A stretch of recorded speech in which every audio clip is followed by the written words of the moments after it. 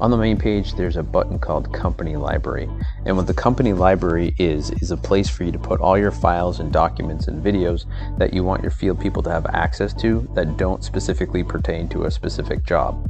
That might be a company HR folder, it might be safety videos, it might be JSAs, anything like that that you want them to have access to. The thing is when you put a file in here, we'll do one now, you can create a folder for it. And this folder might be, I don't know, just gonna call it JSAs.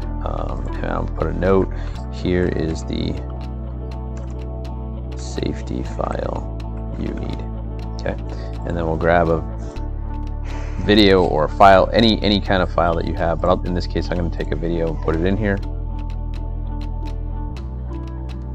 Now I'll just press save. You can search for things by say, hey, show me all the stuff for the JSAs. As soon as I do that, it shows me that specific file.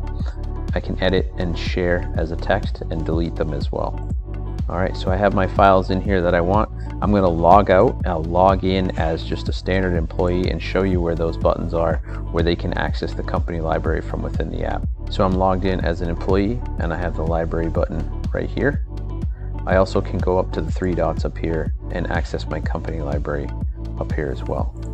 Also, if I go to my schedule page, you have the company library located right here. By clicking on it, I have access to any file that you put in there, and of course I can search and filter by specific things as well. By clicking on any one of the files, I can also watch it and I can download it, or if I want to see it in full screen, I can open it up. And that's the company library.